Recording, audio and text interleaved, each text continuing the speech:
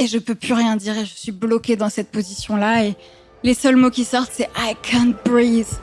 Je peux pas respirer. Orature. Jeanne est une danse, celle qui relie la terre au ciel, celle qui relie la raison à l'intuition, l'esprit au corps. Jeanne vient témoigner de ce pas subtil et courageux qui se danse entre l'illusion de la liberté et l'émancipation pleinement incarnée. Elle nous invite à traverser l'immobilisme des idées pour mettre en mouvement nos élans intimes et collectifs. Orature. Je me souviens d'un après-midi avec ma grand-mère et mes cousines. Ma grand-mère nous demandait ce qu'on voulait faire, je devais avoir 6 ans. J'entendais les mots coiffeuse, maîtresse. Et moi, j'ai dit, plus tard, j'ai envie de marcher dans la rue sans qu'on me tienne la main. Et je crois que c'était un peu plus qu'une parole d'enfant, un peu comme une parole prophétique. J'ai toujours cherché ma liberté. Et à chaque fois que je croyais l'avoir trouvée, en fait, elle changeait de visage. Au début, je pensais que c'était créer mon entreprise, avoir un métier passion. Et puis, c'est devenu avoir une stabilité financière. Et puis, finalement, avoir du temps libre. Et il y a un moment où j'ai eu tout ça à la fois. J'ai eu l'impression d'arriver comme au bout de ma liberté. Je me sentais tellement chanceuse, c'était savoureux. Et c'est à ce moment-là que j'ai découvert la danse libre. Et j'ai eu besoin de glisser la danse dans toutes les interstices de ma vie. Dès que je pouvais, j'allais danser le soir, le week-end, le midi, pendant les vacances. Je faisais des stages, des festivals, des résidences. Et il s'est passé un truc étrange, c'est que plus j'ai commencé à danser, plus je me suis sentie emprisonnée dans ma vie, dans mon métier. Et ça, c'était un peu l'arnaque parce que je me disais, attends, je suis entrepreneuse, j'ai signé pour la liberté, d'où ma boîte, tout d'un coup, ça va être un truc dans lequel je vais rester coincée. J'avais pas du tout envie de devenir ma propre geôlière. Et un jour, j'ai entendu parler d'une école en Californie où on vient danser sa vie, où on apprend aussi à accompagner les personnes, les projets autrement à partir du vivant de nos corps, à partir de l'intelligence du corps, à partir de nos ressources créatives. Le soir même, j'étais sur le site web et j'étais là, waouh, ça m'a intriguée direct et j'ai senti qu'il fallait que je parte là-bas. Donc j'ai mis Aliam, mon entreprise, en pause pendant 1 an et je me suis envolée là-bas. Je me rappelle trop de l'arrivée dans le studio de danse qui était niché dans les collines californiennes. Et il y avait ce parquet tout tiède, tellement il était gorgé de soleil. Il y avait une vue imprenable sur les montagnes, sur le mont Tamalpais qui donnait son nom à l'école. Et on était là, on était une vingtaine du monde entier à se retrouver, à fouler le sol ensemble, à mêler nos histoires, nos trajectoires. Et toute cette année, c'est comme si on dansait avec ce qui nous habite, nos doutes, nos quêtes, mais aussi tout ce qui nous entoure. Le vent, les oiseaux, les arbres. Et je me sentais comme en contact direct avec moi-même et aussi en peau à peau avec la terre. C'était comme une thérapie par le mouvement où je traversais la mémoire de mon corps, partie du corps après partie du corps, et je les dépliais à travers la danse, le dessin, l'écriture. Et parfois, je rencontrais un nœud intérieur qui faisait que je m'immobilisais et je restais dans des postures comme ça, entravées. Je me rappelle notamment d'avoir dansé ma relation amoureuse de l'époque qui me paraissait merveilleuse. Et quand je l'ai rencontrée, là encore, en fait, voilà, j'avais mes mains qui s'ouvraient comme ça et tout d'un coup, ça se refermait, ça se rigidifiait. Je vous le fais en accéléré parce que je suis restée peut-être une demi-heure comme ça, bloquée, jusqu'à ce retournement de mes paumes. J'ai senti que là, il y avait une force incommensurable qui se déployait, une force nouvelle, en fait, la force de dire non, de dire « Ok, je brise le cycle infernal de la culpabilisation à outrance, de la soumission inconsciente, de la fragilité dévorante. Je dis non. Et ce que j'ai senti, ce que j'ai pu faire là dans le vivant de mon corps, je l'ai fait dans le feu de la vie. J'ai dit à cet homme, en fait, je vais marcher dans la rue sans que tu me tiennes la main. Et cette année, c'était ça, en fait. Je découvrais qu'il y a des gestes qui savent, que parfois, c'est des gestes qui sauvent, qu'il y a les mouvements que je fais et les mouvements qui me font, ceux qui me délivrent, ceux qui me cueillent, ceux qui m'embarquent. Et donc, je posais comme des questions à mon corps et puis il me répondait, par exemple, est-ce que c'est une bonne idée d'aller vivre avec ces gens-là dans cette maison-là ? Ouais, c'était une bonne idée. Ou qu'est-ce qui fait que j'ai autant de mal à prospecter, à vendre mon activité ? Ou alors, qu'est-ce que ça me fait de vivre sur une planète abîmée ? Et il y avait comme ces mouvements qui venaient et qui...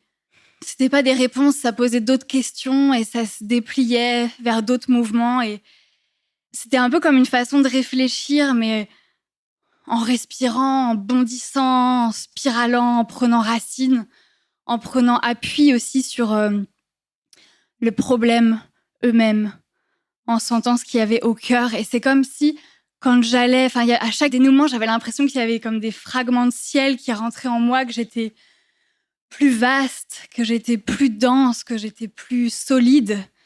Et c'est comme si, en allant confronter vraiment les obstacles, l'adversité, il y avait mes cellules qui retrouvaient le chemin du mouvement, le chemin du vivant.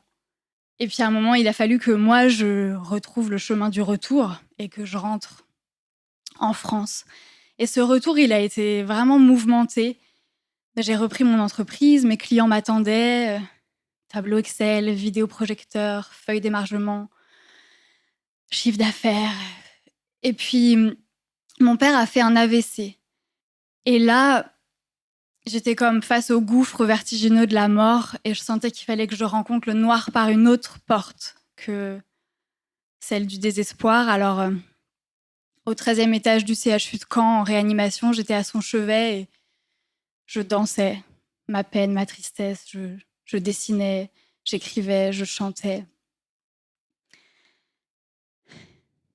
Et j'étais à bout, en fait.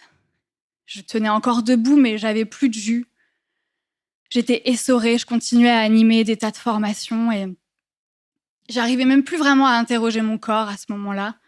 Ou plutôt, en fait, à chaque fois, il me renvoyait la même réponse, c'est que j'avais des images de moi qui m'effondraient. Et ces images, elles arrivaient toujours au moment où je devais tenir le plus. Vous savez, les moments où on doit porter la valise dans l'escalier des métros pour prendre le train à l'heure, ou on pédale à fond pour arriver à un rendez-vous. Pile au moment là où je tirais, où je puisais dans toutes les réserves de force qui me restaient, je me voyais m'effondrer. Et puis je continuais le cours programmé de ma journée, j'accélérais même pour pas louper le train ou arriver en retard au rendez-vous. Jusqu'à ce jour de novembre 2021 où j'ai eu cette image qui est venue et cette fois l'image a été plus forte que moi. Elle est rentrée dans toute ma matière et je me suis retrouvée par terre. Je me suis laissée tomber. Et j'ai senti que cet effondrement, il était salutaire au fond, que s'il pouvait parler, il dirait mais pourquoi est-ce que tu crois vraiment que la Californie, ça pouvait être juste une parenthèse ? Est-ce que tu penses que tu peux revenir, reprendre ta boîte comme avant, faire exactement tout sur le même paradigme de performance et de croissance exponentielle ? Tu crois vraiment que c'est comme ça que ça marche ? Tu crois que c'est ça que tu as traversé là-bas ? Est-ce que tu crois que c'est parce que tu as des techniques et du coup tu peux aller super vite et en fait les techniques c'était pas le cœur de ma pratique et c'est comme si je revenais avec la Californie au bout des doigts, mais ce territoire initiatique que j'avais éprouvé, qui m'avait transformée, je pouvais pas le tenir comme une carte postale quoi. Fallait que je le rencontre au-dedans. Fallait qu'il soit en moi vraiment. Et cette histoire du retour, elle est vraiment pas facile, et encore aujourd'hui pour moi. Et je me rappelle que j'ai beaucoup exploré le sujet, notamment quand j'étais en Californie. Il y a eu une session de coaching par le mouvement avec une enseignante qui m'accompagnait devant le groupe, et donc j'explorais comment revenir en France. Et là, j'ai commencé, donc je rentre dans l'expérience peu à peu. L'idée, c'est de laisser monter les sensations, de sentir ce qui est là. Et je vois que j'ai ma gorge qui est hyper nouée, qui est très serrée. Et je commence à mettre mes mains autour de ma gorge et je vois que je sens que j'ai plus d'air qui passe. Et je vois des images de flammes et d'incendies en même temps que ce mouvement. Et je peux plus rien dire et je suis bloquée dans cette position-là. Et les seuls mots qui sortent, c'est « I can't breathe ». Je peux pas respirer. Et puis, la session se termine et je suis vraiment perplexe. C'est une des premières fois que j'ai un vécu corporel qui correspond pas du tout à ce que je ressens. Et je me dis, mon corps, il est peut-être un peu à côté de la plaque parce que à ce moment-là, en Californie, je me sentais ultra puissante. J'avais trop hâte de revenir et de venir partager ce qui m'avait tellement transformée. Et puis, quelques heures plus tard, je vais sur le site du New York Times pour regarder les infos. Et là, en une, il y avait un article qui titrait I can't breathe, les derniers mots de George Floyd. Alors, George Floyd, c'est un Afro-Américain de 46 ans qui est mort sous le genou d'un policier blanc dans une lente agonie qui a été filmée. Et sa mort a déclenché une vague de soutien à travers le monde entier et beaucoup de colère qui s'est exprimée dans des incendies notamment. Et là, moi, prise à la gorge, I can't breathe, les images de flammes, c'est comme si tout faisait sens. Et peut-être que c'est le moment où dans la salle, je commence à perdre certaines personnes qui se disent « mais cette fille est complètement perchée, en fait ». Mais en tout cas, pour moi, je ne m'explique pas autrement comment j'ai eu un peu ces images. Pour moi, mon corps a comme capté, là, une réalité terrible qui se déroulait au même moment que ma session. Et c'est comme s'il avait décidé que c'était ça l'important, que c'était ça que je devais voir, que je devais enfin prendre conscience de mes privilèges de blanche. Et comme on n'avait pas beaucoup parlé, même si j'avais fait plein d'études, c'était un truc toujours un peu comme à côté. Et là, je devais les voir, les sentir de façon viscérale. Moi qui rêvais de marcher dans la rue sans qu'on me tienne la main, j'avais besoin de voir qu'il y a des gens qui rêvent de marcher dans la rue sans qu'on les prenne à la gorge. Et du coup, je suis sortie dans la rue. Je suis sortie marcher dans la rue avec plein de gens. On a déferlé ensemble, on a fait corps. Et là, j'ai eu vraiment besoin de tenir des mains, plein de mains. Black Lives Matter. Et on était reliés. Et là, à ce moment-là, j'ai vraiment compris que mon corps,